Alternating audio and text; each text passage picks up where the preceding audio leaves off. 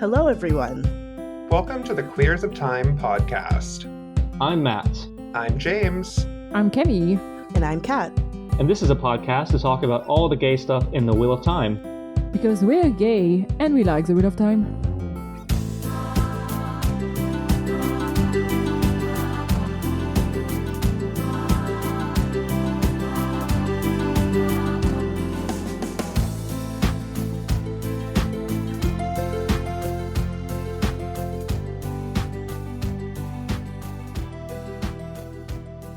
As always, shout out to our feral venerator of Serene, Lux. Thank you very much for your support. We really appreciate that. And also thank you to Travis for our transcript and Kevin for the general support. I won't say the video, but he hasn't made a video in like months. Kevin. This is a call-out post. This is a call-out post to Kevin. Still very much helping us, so... But yes. So, in the last episode, I went through all the queer history. Well, not all the queer history, or all the fantasy history. But I discussed where we came from and where we're going. And in this episode, we are going to talk about all the queer and the gay and the trans and the diverse fantasy that we love by authors who are still putting stuff out. So, the contemporary stuff. I wish I had something naughty to say like I usually do in my intros, but I'm too tired because I had to get up because somebody wanted to record at 8 a.m. Okay. Their time. Okay, thank you. Thank you. Uh-huh. It is 8 a.m. my time. That's true. It is 10 a.m. your time, which is a perfectly regular time for humans to be awake. Ungodly. And I'm sorry, but like right now it's 11:30 your time, so it's like almost lunchtime. That's fine. Anyways, You're just a giant bitch. our contemporary faves, I think Camille can start us off with the Time War book. Yes. Or Camille can introduce their own book. Wow. Bitch. Okay. This is going to be spicier than the first episode. So we have a bunch of different recommendations. So we're going to start by one that I wanted to start. If you've been on Twitter, you may have heard of it because someone named Bigolas Dickolas Wolfwood Ah, yes, the legend. made a tweet about that. Mm-hmm. And it blew up and it brought the book back into the top 10 of all books on Amazon and on the New York bestseller list, New York Times bestseller list.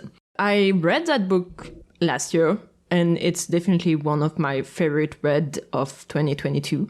This is How You Lose a Time Warp by Amal El-Motta and Max Gladstone. It's a short epistolary novel about two time travelers fighting on opposite side of a war. If someone likes enemy to lover trope, this is a perfect book for that. But also it's just, I don't read a lot of poesy. This is poetic as fuck. This took you, like, ça te prend au trip, as I would say in French. Which I'm not gonna translate. It's just intense. It's emotional. It's delightful. There's so many quotes from that book that I just want to, I don't know, tattoo them on my skin or whatever. It's that intense, and it's a very short read. It's 200 pages, something like that. So in an afternoon, it can be done really because you get obsessed with it.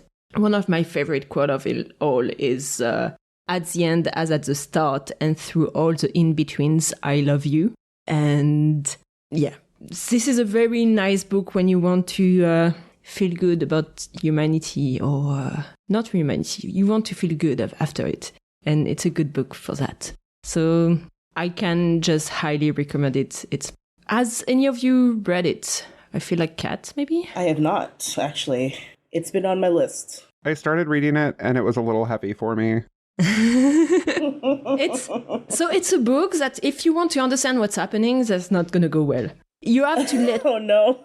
No, but like, it's because they traveling through time, they go through different period, and they always, like, for example, the letters they write to each other is not later through paper. It's, for example, they're gonna spend decades placing certain like flowers and this kind of thing until it somehow leads to a message. It's not something you can...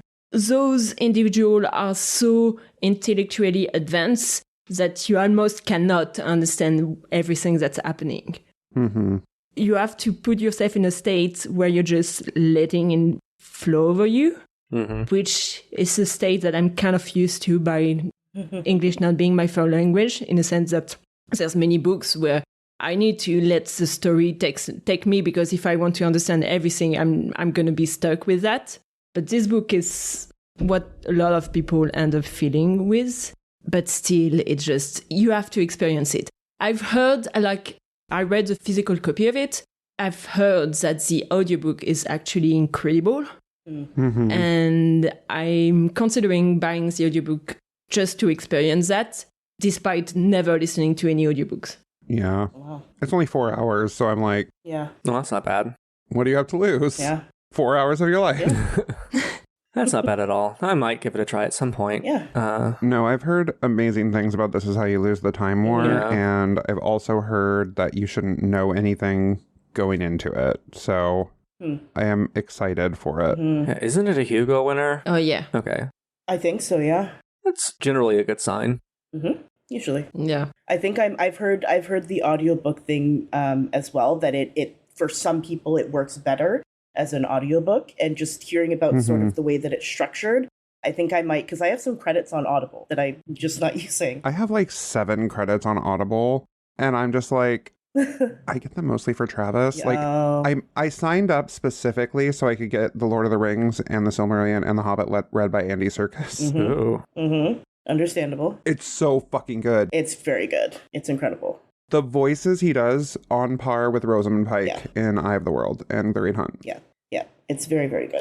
I'm going to start out with my first suggestion, which is a book that was not intentionally written as queer, but it is probably like the queerest thing I've read by a straight white man. And that book is called New Spring by Robert Jordan. Oh my god, no. Oh my god. No, I'm sorry. I was looking at James' list and trying to figure out what they were going for. I know. I was like, which one? Yeah. No, I'm sorry. I just Amazing. You had to make the I choice. saw it on the shelf and I was like, I had to. It was important. No, so the first queer fantasy that I ever read was also kind of like one of the first popular queer fantasies, and it is the Last Herald Mage trilogy by Mercedes Lackey. She has gone a little bit off her rocker since then, so we don't talk about that. But essentially, it is a trilogy. Oh yeah, I forgot that it was signed by them. Well, that's cool. Basically, like, this is a prehistory, so she created this entire world that has like 40 books in it called Valdemar, where there's magic horses. And that's very simplistic, but they're angels that take the form of horses. And the current writing that she does in that world, like, the magic has kind of been distilled and it's less potent, but the Last Herald Mage trilogy is back in like the prehistory type of stuff where magic was super duper strong. And the Last Herald Mage, the Herald Mage is the title of the person that can wield like an insane amount of power, and he's also like gay as fuck. There's a huge amount of trauma. I will say that this book like broke me. The first one specifically, they're all terrible in that sense, but the first one completely broke me. Because there's a specific scene in there where something happens and I was not okay. But they are very, very good books. They're written in 1989. And they did relatively well. I think this was the second or third trilogy in the Valdemar world. And they are explicitly queer. And it's been a while since I've read them because, again, heartbreak. But delicious. They are, I mean, I would recommend... Matt, you would probably like this. It has sad broken boys in it. Matt's like, tell me more. It's like Vaniel, who is the hero of the story, is basically like a sad emo boy. And that I know is your type. So like on the cover of the first one, you can kind of see like how sad he looks. Oh, yeah. He's so sad. It's a sad boy. And that's his magic angel horse. Oh. Magic angel horse. Mm-hmm. Magic angel horse. Mm-hmm. All right, that was my first recommendation. Well, 2. It's a 2 for 1. It is intriguing. I've not read Mercedes Lackey. Her world building is really good. Her prose is okay. She herself is... I think she's just old and confused is what I get. That's my vibe. Mm. I don't sense maliciousness from her like I do with Orson Scott Card. No. She just did a racism. And I mean, what older white person hasn't done a racism? I ask you. She just did a very public racism at a convention and then had to be escorted out. Yikes. Oh my. Ooh, what? Oh my. Wait. She referred to a person of color as a colored woman. You know what? I will say, out of all the things, As far as the racisms go, it's not that bad. I was expecting the worst, to be honest with you. Not as bad as it could be. No, I mean she used the term that was the widely used term when she was young, and Yes. she's getting old and confused, and she is definitely deteriorating mentally. Okay. I will say, I think it speaks better for her that when she's old and confused, the word that slips out is that and not the other one. Not the other one. Yeah. yeah. Because that was the term. It was the correct. Now, you should not be, to be clear, you should not be calling No. Black people colored. No. That should not be a word that you are using. However, at the time, at a certain time, it was the correct word. So, Right. you know. Language evolves. At a certain time, Yes. it was the polite word to use. It was the polite word. Yes. Whereas the other one was never polite, and it was Never. always derogatory, so you Yes. should not ever... You should not be using it. I would say don't even post things that have the word in them, because I've seen some shit. You know, maybe don't do that. Yeah, just maybe don't do it at all. Yeah. But yeah, I do love Voldemar and I love Mercedes Lackey. They're very quick reads. This one probably hits the hardest out of all of them. Emotionally, like even taking out just the fact that it's because it's gay that it hit a little hard. None of the other ones come close in regards to emotional impact, but the world is fun. It can be light, it can be serious, it can be whatever the story is. There's like 15 different trilogies at this point. But yeah. Is she still writing in this universe? Oh, she is. I don't think recently, like the last couple of years, but as of a few years ago, she was, yes. Oh, wow. Okay. I didn't realize she was still writing. I haven't read any of her stuff, but I've heard good things about that particular series. She is prominent as fuck. Mm-hmm. Yeah. Like, Yeah. She's done a lot of stuff. I mean, yeah. like, she is kind of, I'm trying to see, like, what her bibliography is. Yeah, she's really prolific from what I understand. Yeah, it's got to be long. The Voldemar books span 2,500 years. Oh my god. Wow. So, Wow. and she first started writing them in, I think it's 1987. Yes. Wow. Yep. Okay. And the latest one is an anthology just came out in December. Oh, wow. Okay, so super recently. Oh my gosh. Yeah. Oh, yeah, and there's another one coming out later this year. Good for her. She writes with her husband sometimes, too, Larry Dixon. So Larry Dixon. That's a name. He should have just changed his name to Harry. So God. Kat. So the first one that I want to bring, it's not fantasy. It is sci-fi. Mm-hmm. But it's, part of under the same umbrella. Yes. It is The Long Way to a Small Angry Planet. This is the book that you want to read when you need just a warm hug. Uh-huh. If a book were a warm hug, it would be this book. It's so it's like I said, it's sci-fi. It's very much a space opera. So it's set. It's about this crew of aliens basically, and they're all from different species. It is not really about. It's not plot driven. It's very much character studies. It is very in-depth character studies. There's how to interact with different cultures, how to interact with different political structures, and the main sort of like the place that they're going towards, like literally moving towards in their ship called the Wayfarer.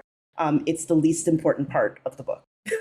it's not even like it's there as a reference point, kind of, as like we are moving towards this, but it's all about the things that are happening on the ship. It's and there's sapphic romance in it. There's just like lots of different gender expression in it.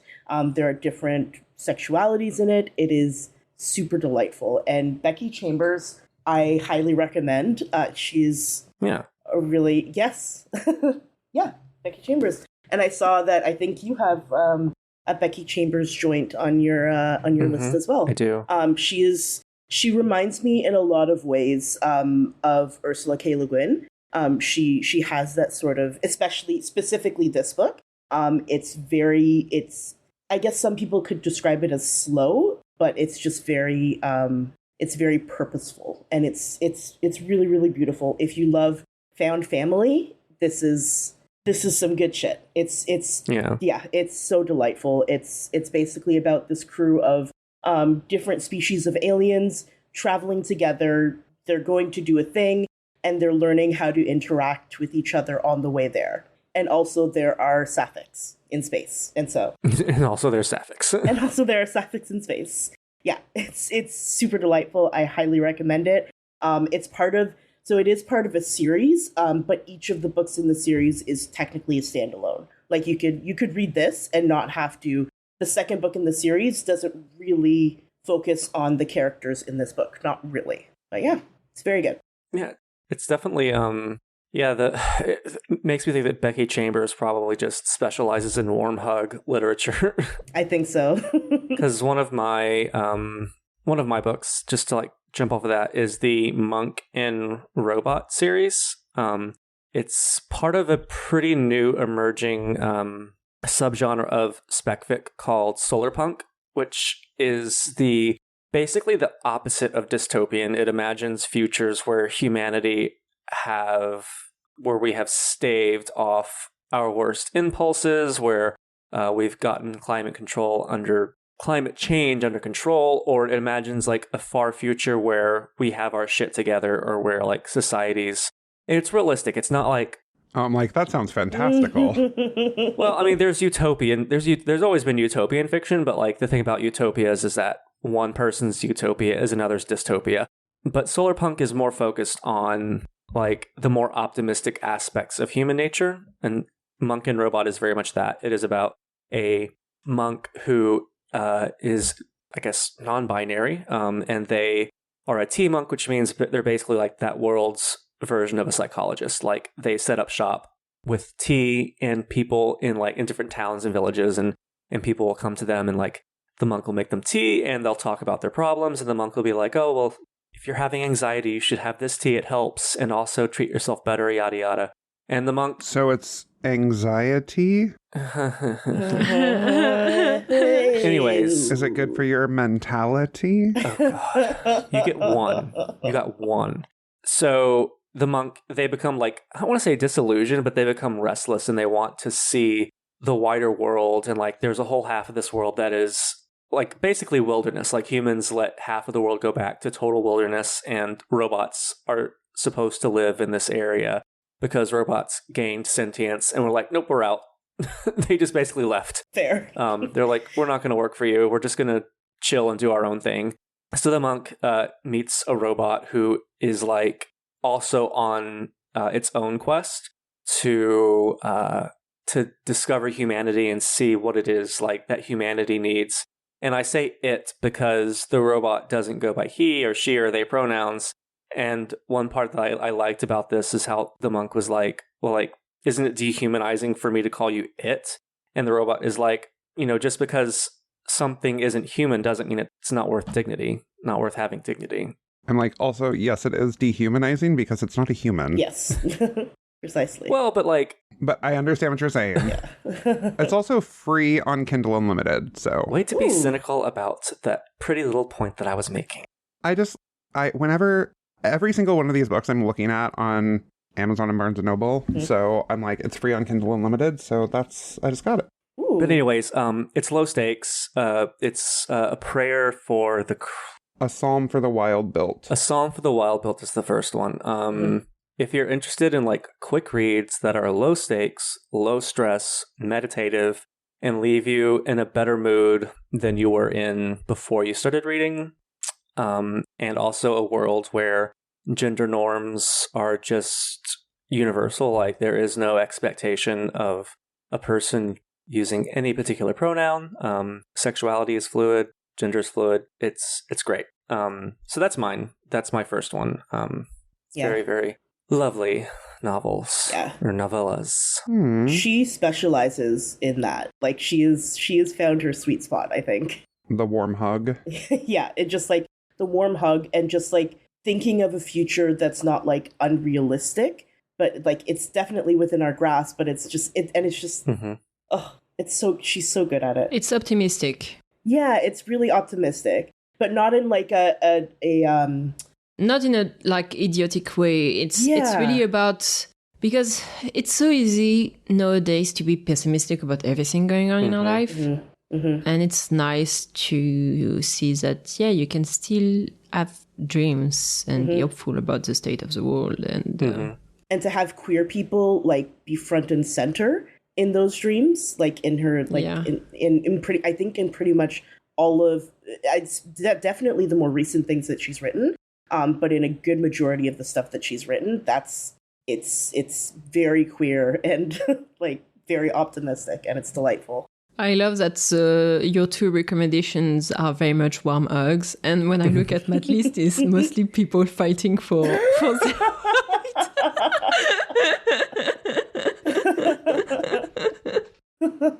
I love it. Mine are just all over the place.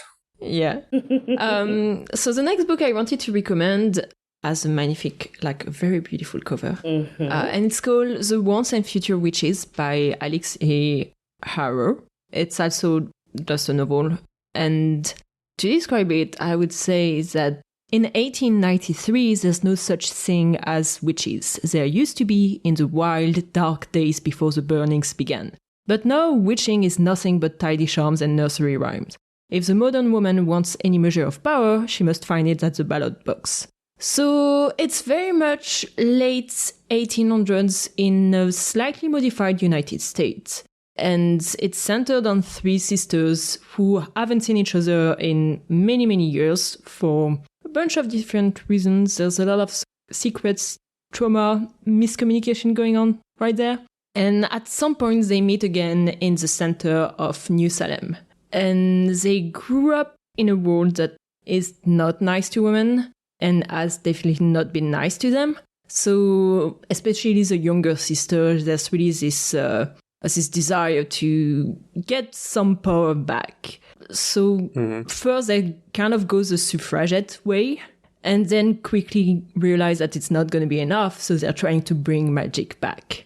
And I found that story especially very interesting because overall, I do think it's like, I called it a love letter to women in all their diversity, because there's a lot of mention of like, yes, gender with women's rights, but there's also a lot of discussion about race, especially considering like the history of the suffragette movement with Black women especially. So it does get, it does play a role in this book. And also queerness, because one of the sisters is queer and has some trauma related to that. But yeah, it's there's also a trans woman, which I was so delightful to find out because I love it's a side character, but I love her. And yeah, it's overall there's a lot. I really love the magic system. Kind of, it's a lot about nursery rhyme, kitchen recipe, little songs that you're gonna like that the men are gonna sing in the factory, for example. It's this kind of thing in the book, especially centered on this kind of myth of the mother, maiden, and crone. Oh. Okay. Which is a triple goddess in many pagan traditions. Mm-hmm. Yeah. And three sisters, mother, maiden, and crone. Mm-hmm. So there's a relationship with that. And I just, it was a really nice surprise. It was the second book I was reading from that author. I liked the other one I read, but not as much as this one.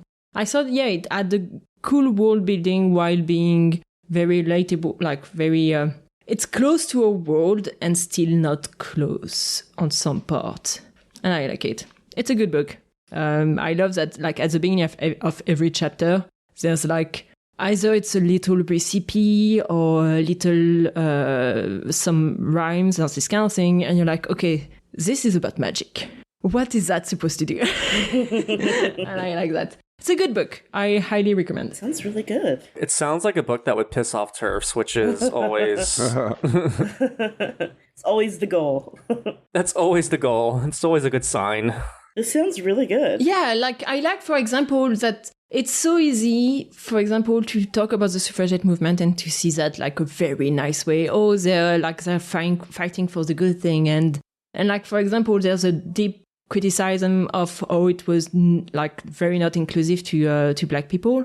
So there's also like there's several important black characters that we get to see talking about that, and the black community has its own magic and their own attempt at bringing magic back and this kind of thing. And yeah, I really liked it. It sounds really. It sounds really good, and it's very rare. I find that when like people are actually willing to have that discussion about the suffragette movement, and how exclusive it was, and it's something that like they're like, yeah, the suffragette movement, and then when people try and bring it up, like, but no, but they had to, but they didn't have a choice, and then it's like, well, okay, you know. So it's I'm pleasantly surprised to hear that they actually cover it. I actually would be very, very curious to hear your thoughts on it if you ever read it, because I feel like you could enjoy that book a lot, but I'd love to see if that's the case or not. I'm adding it to my list. I will let you know. So speaking of, I see that, so Camille and I kind of have a little bit of overlap. Trying to figure out. So Camille, you put Greg Rucka for a bunch of sapphic characters in comics and stuff. One of the people that I had, or one of the books that I had, isn't really necessarily a book, it's a character, but specifically the Rebirth arc of Wonder Woman is where they really like solidified her bisexuality. And Greg Rucka was the reason for that. I love that man. Yeah. Listen, it's not often that I'm like, this is a good man, but this is a good man. Greg Rucka is pretty fucking amazing. I mean, when you look at what he worked on, like Stumptowns, the Old Guard, Batwoman is the reason why Batwoman is gay. The whole thing about like Gotham Central, I have the omnibus. It takes a while, but it's actually like a very good. Like he did a lot of stuff for DC, and Gotham Central is very good. And like how he deals with Renee Montoya, Maggie Sawyer definitely comes up in Gotham Central. If the arc that Renee Montoya has as a question is Yeah, I think Greg Rucka is probably the best example of like how a straight man should write sapphic and other identities that he is not familiar with or he may not be like completely relate to, because he does it so well. I mean, obviously with Wonder Woman living in like an isle of lesbians or an isle of women, there's gonna be some lesbianism that happens. Yeah, Of course. But it was never like fully acknowledged until Rebirth in 2016. And Greg Rucka, like there's a romance between Wonder Woman, Diana, and another character. However, Nubia, if you have not, Nubia is, this one's signed by, you can see my ring light right there. There, it's Nubia. It's an alternate cover, very much inspired by Angela Bassett. The cover art is. But Nubia is essentially like written as Diana's sister. They're no longer like blood siblings as they were back in the 70s, but because that weird, because she black. But Nubia is explicitly like very queer.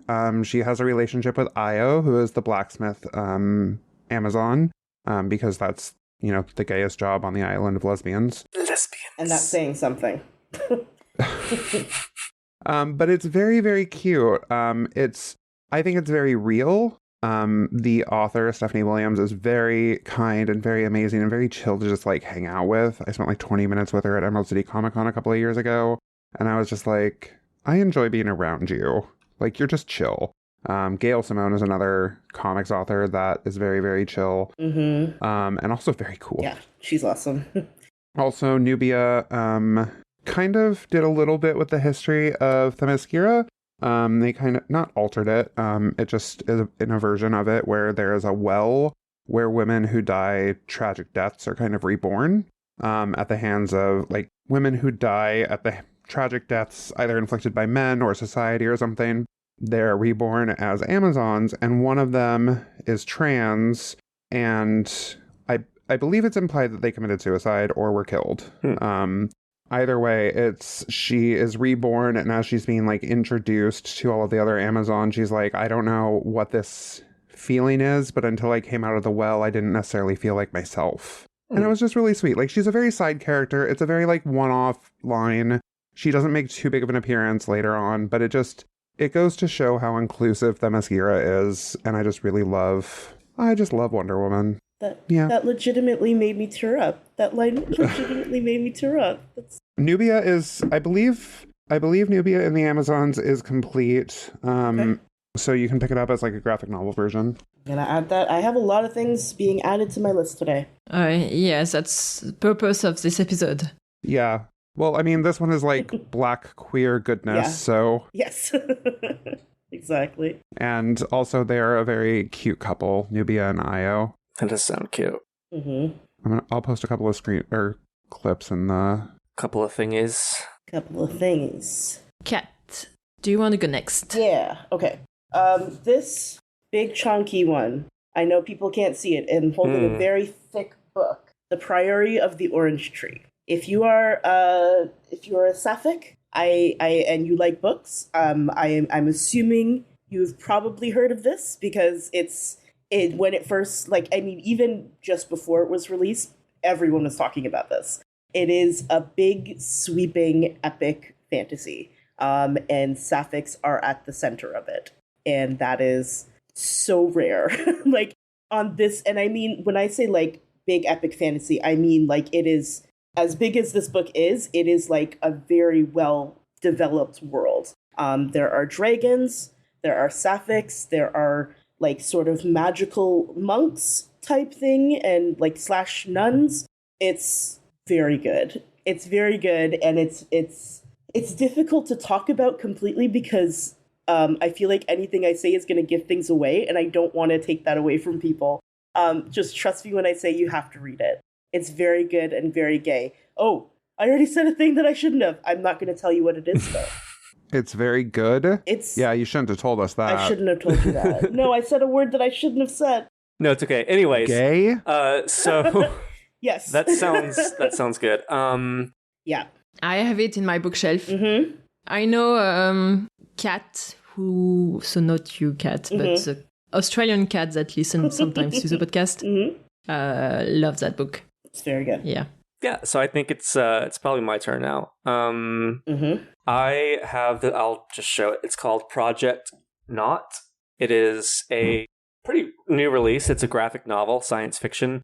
It's super casually queer, in which like there are no cishet couples, but also like they just exist. There's no like discussion or like it's just like they just are, and they're allowed to exist and have like their own lives. Well, I mean, it's pretty horrifying, actually. But it's not because they're queer. Basically, the premise is there is a Maori teenager in 1996 New Zealand, and he's gay, and he's writing to a pen pal, and his parents want him to work, and he doesn't want to work, so he like runs away from home, and he's on the way to see his pen pal, and he trips and hits his head on the bus, and he wakes up in like 150 years later. And it turns out that he has been selected by a university to participate in a time travel exchange program where students from the 90s are transported into the future, and they are each paired with a sponsor student who learns about the past from people who lived it. And the two main characters, it's like there are lots of people who just don't use gendered pronouns. There's a lot of racial diversity in it.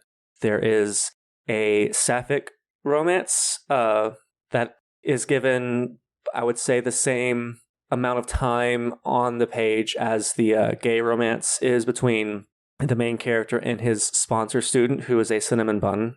And of course, there's a big corporation that sponsors the time travel program. And this is a lovely utopian world, and everything is owned by this totally not bad corporation, and everything is totally fine. Ouch.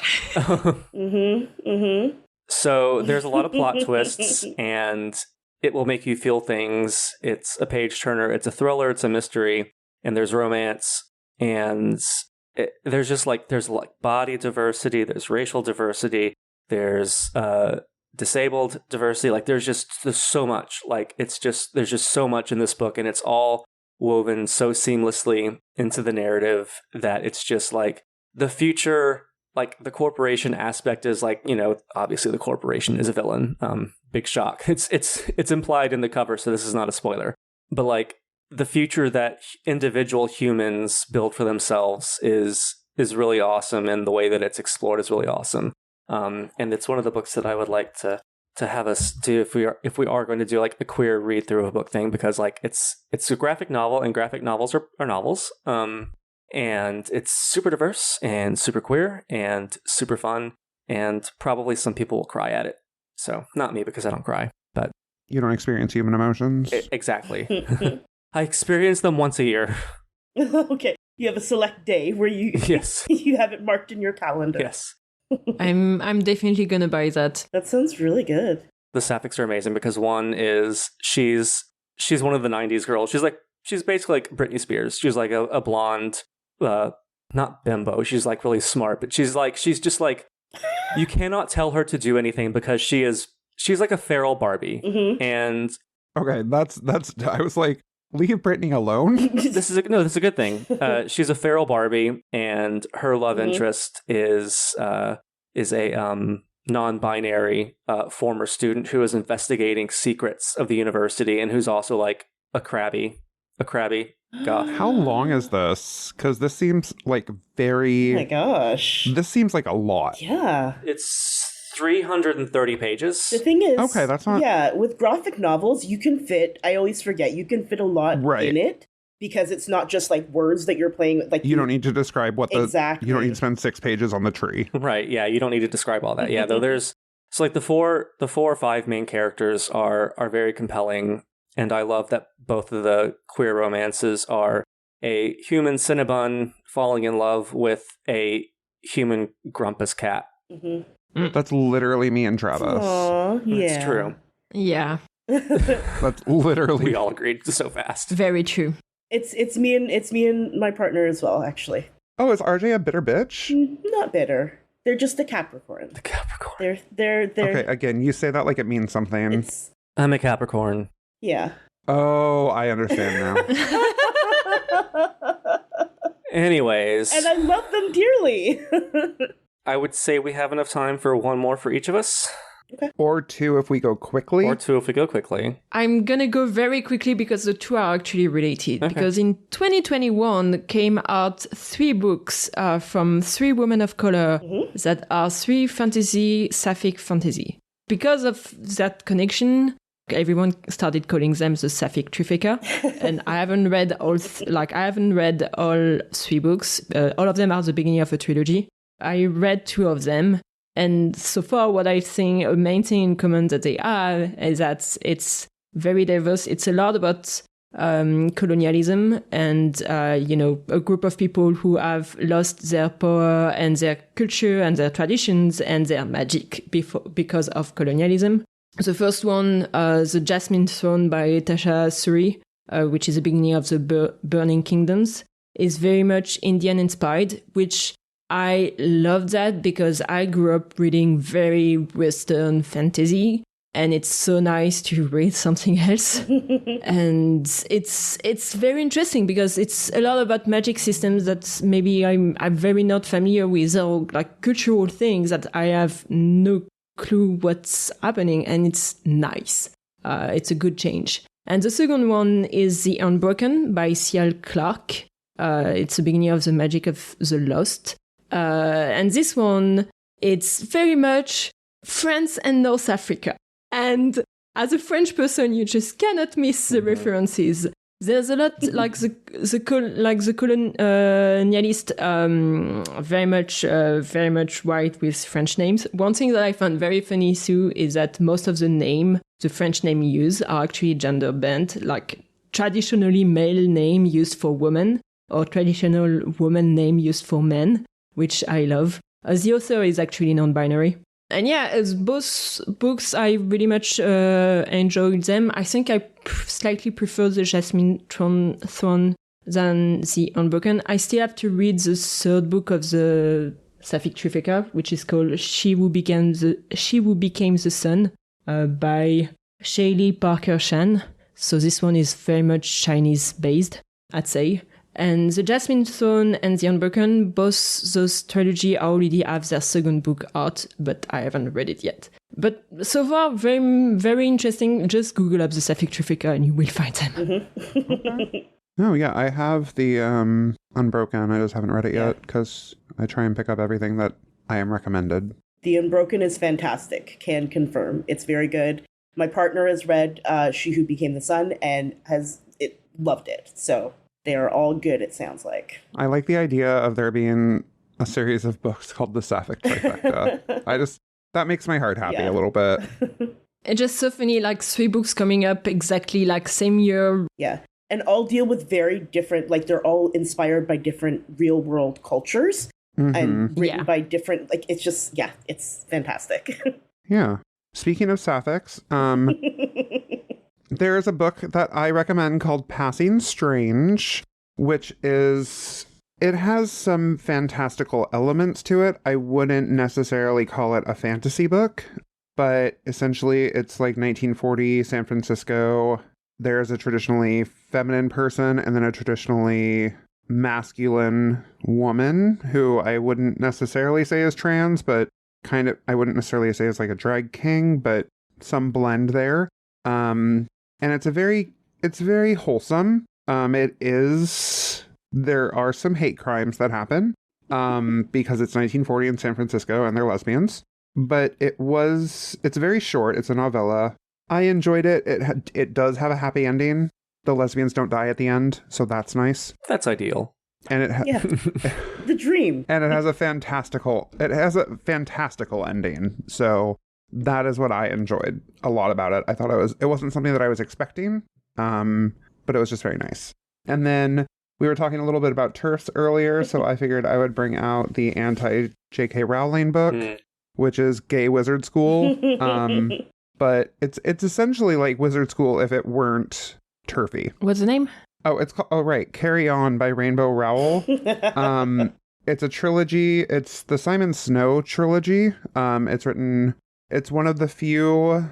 Oh, yeah, you posted this on Twitter a little while ago. It's one of the few books I'm okay being written by a woman. Mm-hmm. Yeah. One of the few books about gay men that I'm okay with being written by women, because I think that they often get, fetishized, and it's a weird thing.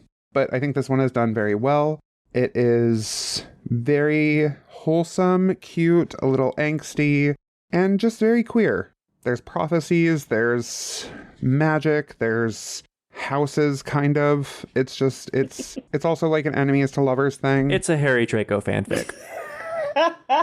I've read the series and it's amazing, but it's a Draco Harry fanfic, which honestly... I'm gonna have to read that then. It's done really well. It is done very well. It's done very, very well. I did not realize until halfway through the first book, I'm like, oh, this is Harry Draco. It is very much Harry Draco fanfic, and I'm here for it. It's better. It's honestly better than any parts of the Harry Potter series. So yeah, I love it. It's good. They're very quick reads. They're YA. They're cute. I haven't read the third one yet, but I don't know. Rainbow Rowell is very fun. Yeah, she is. And she's allowed to write gay men. She gets the James stamp of approval. Ooh. Nice. That's very good. As does KJ Charles. I normally don't give that to women. That doesn't get my stamp of approval. Huh? Not my stamp of approval. I haven't read that yet. Oh, well, she has my stamp of approval. Those are some saucy books. Oh, is that the gay Victorian one? Yes. She writes a lot of gay historical fiction, smut. Yes, it's smut. It's basically smut. It's good though. It's good smut. Okay. It's good though. It's good smut. No, I read it. It was horny. Yes. So my last one is called A Crown for Cold Silver. It's part of a trilogy called the Crimson Empire series, I believe. It's essentially about this old retired army general who may or may not have done some war crimes. She may have done some stuff in the past.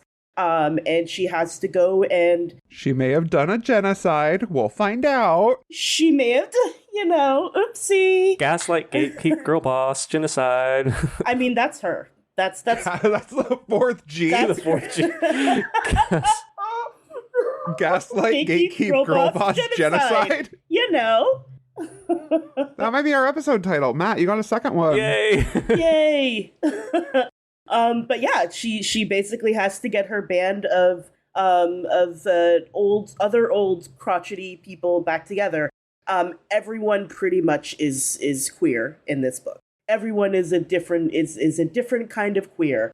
There's transness, there's bisexuality, there's lots of lesbianism. It is super delightful, and it's not super often that you see an older protagonist. And she is very much is like she is old and tired and queer, and she just does not have the time. Oh, she just doesn't give a shit? And then there's magic. Yeah, she doesn't give a shit. There's magic. She's tired. She just wants to chill and relax and find a nice wife, a nice woman to settle down. I love old lesbians that don't give a shit. I know. It's why, unlike some people, I really love Cat Swain. Listen, I love her. Yeah, I like Cat Swain. She's just tired. She's just okay? she's had it. She has had absolutely enough. Can you imagine? My God. Cat Swain should have been Rand's fourth. No, because she's a No. lesbian. She's a lesbian, Matthew. Matt. True. Don't do that to her. True. What was the name of that book again? A Crown for Cold Silver. I feel like you would like this, actually. I think you would like this, James. My brain wanted to complete it as a crown for cold sores. No. Okay, well, that's nice. What was your last book? My last is the Tarot Sequence Trilogy by Katie Edwards. It's amazing. Katie Edwards is amazing. I have converted several people on Twitter of Time to onto this series, or not converted. I've gotten several people onto the series on Twitter Time, which I'm very proud of. Basically, it's contemporary urban fantasy about the lost continent of Atlantis, and Atlantis is real, and it is ruled by 22 houses, each of which is based on the arcana, the major arcana of the tarot deck. And the premise of the first book is that Rune St. John is the main character, and he is the last survivor of the Sun Throne, so the Sun Arcana. And he and his companion, because there's sort of like an Aes Sedai warder bond, except they're called companions in the tarot sequence, and it's more mutual. It's much more consensual. It's actually less consensual and more consensual, because like Rune's companion was basically put in the crib with him from birth and like was destined to be his companion, but also it's like it was a very consensual, like the actual bonding was very consensual. But anyways. So it wasn't quite a Galad situation. No. So yeah, basically Or Gawain, yeah.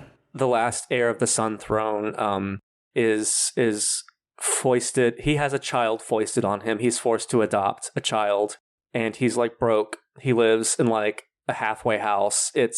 He starts off like from the bottom, and he gets involved in a mystery involving like the powerful scions of Atlantis, and things happen. Mysteries are uncovered.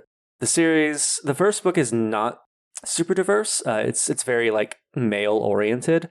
But the second and third book and the books going onwards are all very diverse. Like there's a character who's non-binary, and they are a necromancer, but they also do not want to. They don't want to kill people. Like they don't want to.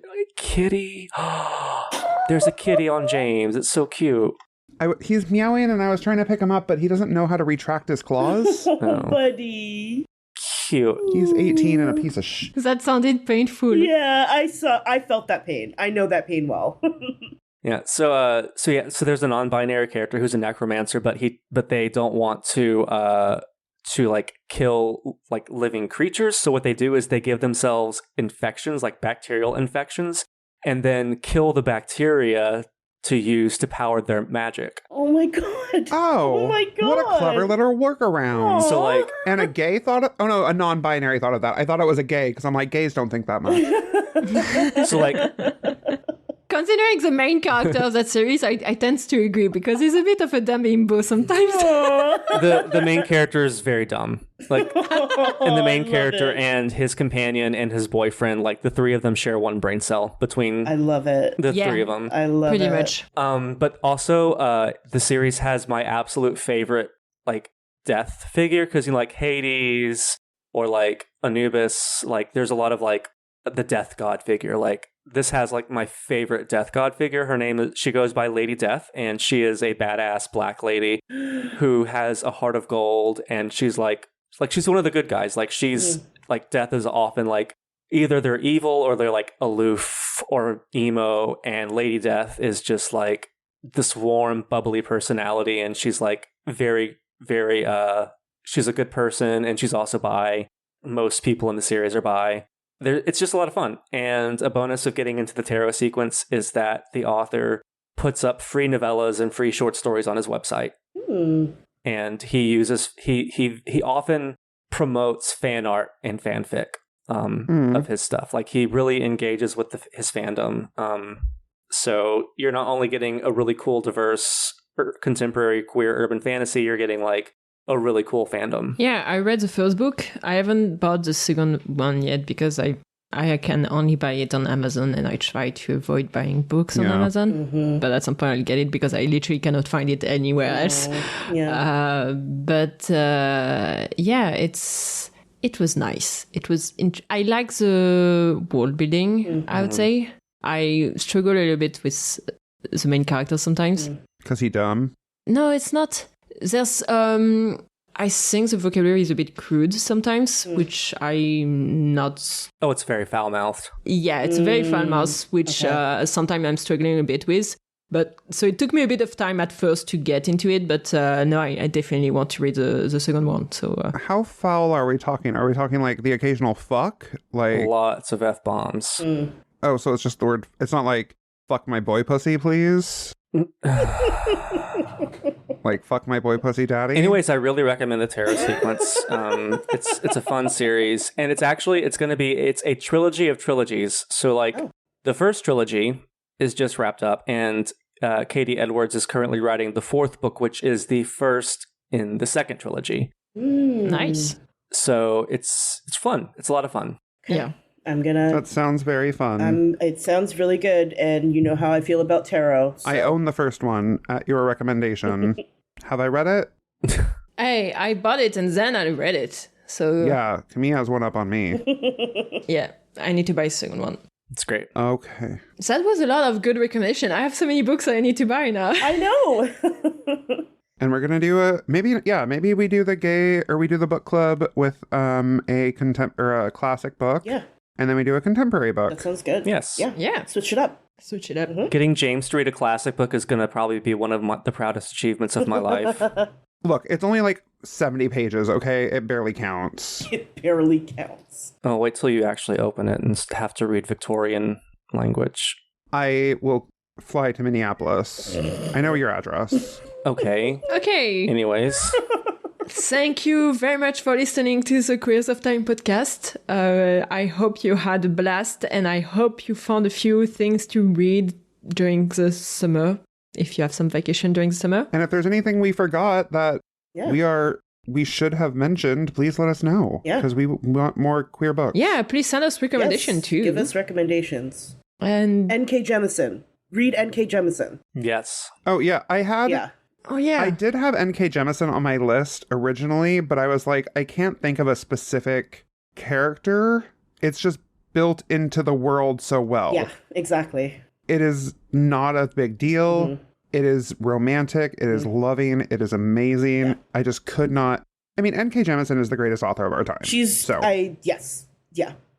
Broken Earth. End of sentence. Broken Earth.